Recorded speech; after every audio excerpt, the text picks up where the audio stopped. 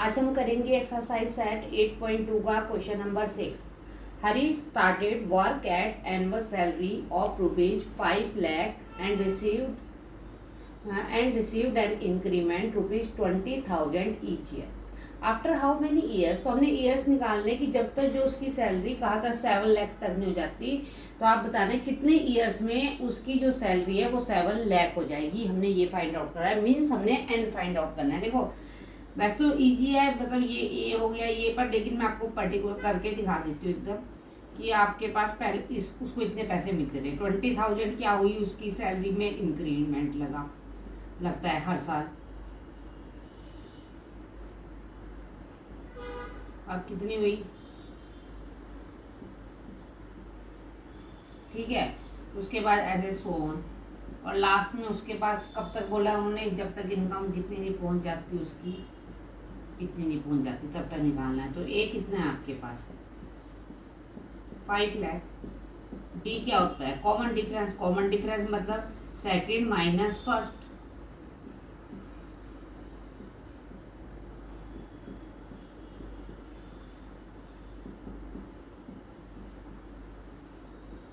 ठीक है, और ए एन कितना है आपके पास, 7 लाख। मतलब इजी वैसे भी कर सकते हैं कि भाई वो पहले सैलरी इतनी मिलती है तो वो ए हुआ, इंक्रीमेंट जो लगा वो डी होता है, और ये आपके पास इनकम इतनी। लेकिन मैंने आपको पर्टिकुलर क्वेश्चन के अकॉर्डिंग बता दिया कैसे करना है। ठीक है, अब आपको पता है ए एन का फॉर्मूला क्या होता है, ए plus N minus 1 D. A N कितना है आपके पास, 7 लाख। यहाँ तक निकालना है आपको, और ये कितना, ए कितना है आपके पास, 5 lakh. You have find out N. और डी कितना है आपके पास, 20,000। अब क्या करना है आपने, 7 लाख उसमें से 5 लाख क्या कर दो, इस साइड लेंगे ना, राइट टू लेफ्ट। तो आपको पता है राइट टू लेफ्ट या लेफ्ट टू राइट जाता है तो साइन क्या हो जाता है, चेंज इंटू 20,000। अब बेटा सीधी इसको इसमें से माइनस कर दो, कितना आ गया, 2 लाख इंटू 20,000। अब 20,000 मल्टीप्लाई में इधर ले आओ इसे, उधर मल्टीप्लाई में इधर आगे क्या हो जाएगा, वो डिवाइड, इक्वल एन माइनस 1।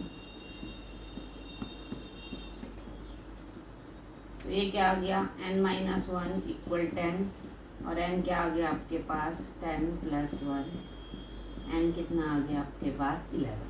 तो क्या बोला, how many did income reach in, तो आंसर में लिख सकते हो आफ्टर 11 years एज इनकम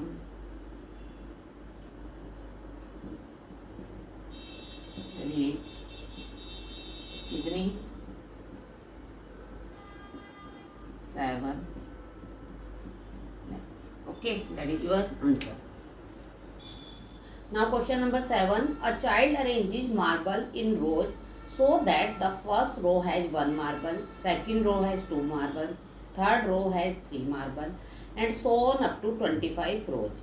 ठीक है, third how many marble does the child use in all. तो क्या बोला है इसने कि जो आपकी फर्स्ट रो है उसमें कितना मार्बल है, 1। सेकंड रो में कितने मार्बल है, second has 2 marble. Third row में कितने मार्बल है आपके पास, 3 marble, and so on up to कितनी रोज होगी आपके पास, 25 रोज होगी। टोटल रोज कितनी है आपके पास, 25 होगी। How many marble does the child use in all. तो आपके पास क्या आ गया, 1 2 3। तो फर्स्ट में क्या है, 1 मार्बल, सेकंड रो में 2 3। तो आपको 25 रो तक निकालनी, तो 25 रो में कितने मार्बल होंगे, 25 मार्बल। तो ए क्या है आपके पास, 1। डी के आपके पास 2 माइनस सेकंड माइनस फर्स्ट 1, और इसका मतलब आपके पास ए एन कितना है, 25। ठीक है, अब आपके पास फॉर्मूला है कि क्या बोलते हैं उसका नाम, टोटल निकालना है, how many marble does use in all. तो ऐसे निकालेंगे सम ऑफ, तो क्या फॉर्मूला है, n/2। कल बताया था आपको, 2a plus n minus 1 D. अब n कितना है आपके पास, तो टोटल रो भी कितनी हुई आपके पास 25, n टर्म भी हुई और रो भी कितनी हुई, उतनी हुई। तो आपके पास n कितना है, तो n भी कितना हुआ आपके पास 25 ही हुआ। तो 25/2